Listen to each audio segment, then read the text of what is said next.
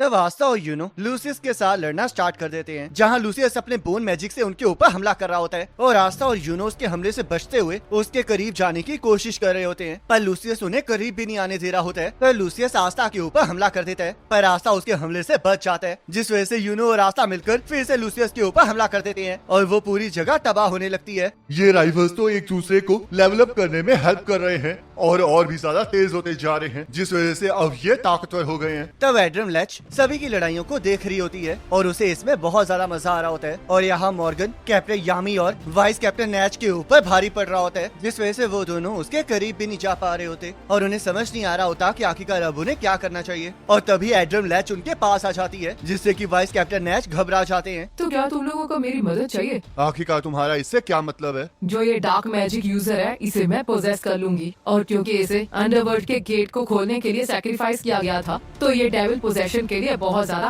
Perfect बन चुका है। ये सब कुछ तो ठीक है, पर आखिरकार तुम हमारी मदद क्यों करना चाहती हो? वो इस वजह से क्योंकि ह्यूमंस ज्यादा इंटरेस्टिंग है। जब तुम लोगों ने लूसीफेरो के साथ लड़ाई की थी, तभी मुझे एहसास हो गया था कि तुम लोग कितने कमाल के हो और चाहे लूसियस तुम्हारे ऊपर भारी पड़ रहा है, पर तब भी तुम लोग अभी तक टिके हुए हो। तुम लोगों को भी पता है कि तुम्हारे पास जीतने का बहुत कम चांस है, पर फिर भी तुम लोग हार नहीं मान रहे हो, जिसे देखकर मुझे थ्रिल महसूस हो रहा है। लूसियस तो बहुत ज्यादा प्रेडिक्टेबल है, पर तुम लोग डेस्परेशन में कुछ भी करने के लिए तैयार हो, तो इसलिए मुझे लगता है कि अगर मैं तुम्हें फॉलो करूंगी तो मुझे ज्यादा मजा आएगा। मुझे तुम्हारी ये बात पसंद आई, तो चलो फिर इस रिस्क को लिया जाए। तब एड्रम लेच कैप्टन यामी के साथ जुड़ जाती है और यहाँ लूसियस को भी इस बात का एहसास हो जाता है, जिस वजह से वो एड्रम लेच से इस बारे में पूछने लगता है। ये मैं इस वजह से कर रही हूँ क्योंकि अगर तुम जीत जाओगे तब मुझे ज्यादा मजा नहीं आएगा। तो कैप्टन यामी अपनी पूरी ताकत से सभी को मॉर्गन के ऊपर हमला करने के लिए कहते हैं, जिस वजह से वाइस कैप्टन नैच और इचिका कैप्टन यामी के साथ मॉर्गन की तरफ बढ़ने लगते हैं और मॉर्गन भी अपनी ताकत से उन पर हमला करने के लिए तैयार होता है। तब हमें पता चलता है कि एड्रम लेच के पास लाइट मैजिक है, जिस वजह से कैप्टन यामी लाइट मैजिक से मॉर्गन के ऊपर हमला कर देते हैं।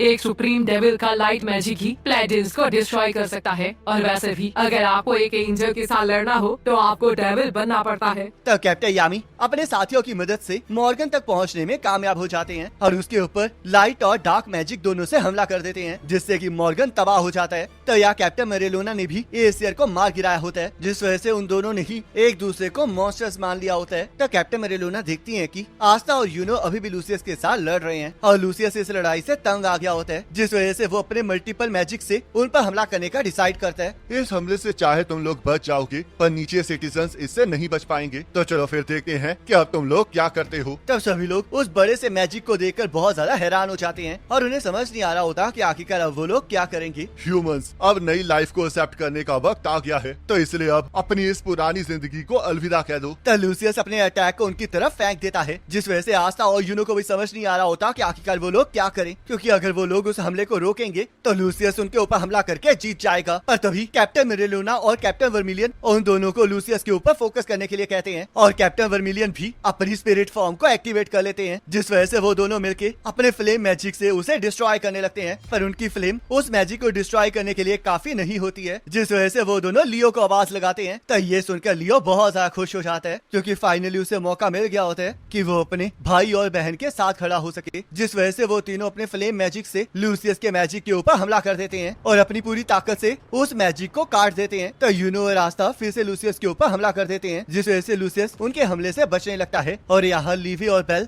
आस्था और यूनो के साथ मर्ज होते जा रहे होते हैं, जिस वजह से उन दोनों की पावर भी बढ़ जाती है और लूसियस ये देख के बहुत ज्यादा हैरान हो जाता है। तब वो दोनों मिलके लूसियस के ऊपर हमला कर देते हैं, जिस वजह से लूसियस की दोनों बाजुएं जख्मी हो जाती हैं। यूनो की स्पिरिट और आस्था का डेविल इन दोनों के साथ पूरी तरह से फ्यूज हो चुके हैं, पर आस्था जब लूसीफेरो के साथ लड़ा था तब वो इतना ज्यादा ताकतवर नहीं था। तो इसका मतलब ये इस वजह से हुआ है क्योंकि इन दोनों ने ही एक दूसरे को लेवल अप किया है, क्योंकि मुझे नहीं लगता कि अगर ये दोनों इकट्ठे ना होते तो इस जैसा बंदा जो कि हर जगह तबाही मचाता है वो इतना स्ट्रॉन्ग बन पाता। आस्था, यूनो, मैं विजय टेम्परर हूँ, तो इसलिए चाहे तुम लोग जितने मर्जी स्ट्रॉन्ग हो जाओ, पर फिर भी तुम लोग मुझे नहीं हरा पाओगे। विजय टेम्परर जैसे कोई चीज नहीं होती है, और वैसे भी यहाँ पर किसी ने भी तुम्हें एक्नॉलेज नहीं किया है, बल्कि यहाँ पर सभी लोग विजिट किंग को चाहते हैं और हम भी वही विजिट किंग बनना चाहते हैं। तो वो तीनों लड़ते हुए क्लोवर किंगडम के कैसल के पास आ जाते हैं, जहाँ लूसियस अपने मैजिक से उन दोनों पर हमला कर देता है, पर वो दोनों लूसियस के मैजिक को काटते हुए उसकी तरफ बढ़ने लगते हैं, जिस वजह से लूसियस वहाँ के मलबे को उठाकर आस्था के ऊपर फेंक देता है और यूनो मलबे को काटते हुए लूसियस के ऊपर हमला कर देता है, जिसे लूसियस किसी तरह रोक देता है।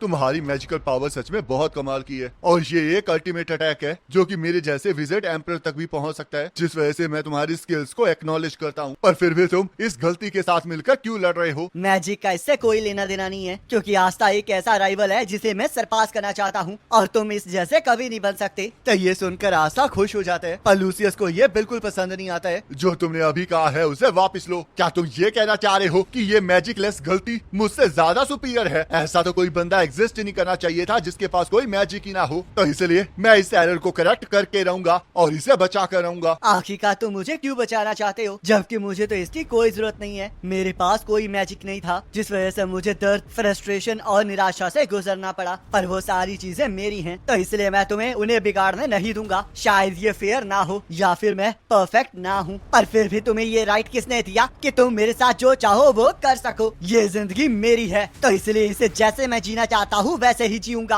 अपनी बकवास करना बंद करो। मैं एक विजिट एम्परर हूँ, तो मैं गलत कभी नहीं हो सकता। मुझे लगा ही था कि तुम जूलियस नहीं हो, और जिस तरह के तुम बंदे हो तुम्हें तो कोई आइडलाइज करना भी नहीं चाहेगा। तो इसलिए मैं अगला विजिट किंग बन के रहूंगा, और जो हमारा सपना है वो तुम जैसे लूजर के सामने कभी भी नहीं हार सकता। तब वो तीनों फिर से आसमान में उड़ते हुए एक दूसरे के ऊपर हमला करना स्टार्ट कर देते हैं, और सभी लोग इस लड़ाई को देखने के अलावा कुछ नहीं कर पा रहे होते, जिस वजह से वो लोग उन दोनों के जीतने की दुआ करने लगते हैं। और मैजिक नाइट्स भी आस्था और यूनो को लूसियस को हराने के लिए चीयर करने लगते हैं। तब यहाँ लूसियस फर्स्ट विजिट किंग के लाइट मैजिक से आस्था और यूनो के ऊपर हमला कर रहा होता है, पर वो दोनों उसके हमले को काटते हुए आगे बढ़ रहे होते हैं। मुझे फिलहाल के लिए इनसे दूर जाना होगा, क्योंकि ये लोग ज्यादा देर नहीं टिक पाएंगे। तो इसलिए अगर मैं तब तक इनके सामने टिक पाया तो मैं जीत जाऊंगा। तब लूसियस आस्था और यूनो से दूर जाने लगा है, और आस्था और यूनो उस पर एक हमला करने की ट्राई कर रहे होते हैं, जिस वजह से वो कुछ ऐसा करने का ट्राई कर रहे होते हैं जिससे उन्हें किसी तरह लूसियस पर हमला करने का मौका मिल जाए। तब यहाँ नोवेल उनकी तरफ बढ़ रही होती है, पर वो लोग बहुत ज्यादा तेज जा रहे होते हैं, जिस वजह से उसे समझ में आ जाता है कि उसे अपने मैजिक को कंट्रोल करना पड़ेगा, नहीं तो वो उन तक कभी नहीं पहुँच पाएगी। और हम देखते हैं चाहे नोवेल पहले इसमें अच्छी ना रही हो, पर इस बार उसे पूरा यकीन होता है कि वो इस बार ये कर लेगी। तब नोवेल अपने मैजिक को कंट्रोल करके फुल स्पीड में लूसियस पर हमला करने में कामयाब हो जाती है, जिससे कि आस्था और यूनो को लूसियस पर हमला करने का चांस मिल जाता है, और आस्था लूसियस के कोर को एंटी मैजिक से छूने में कामयाब हो जाता है, जिस वजह से विजिट किंग जाग जाते हैं और लूसियस को बताते हैं कि जजमेंट का टाइम हो चुका है।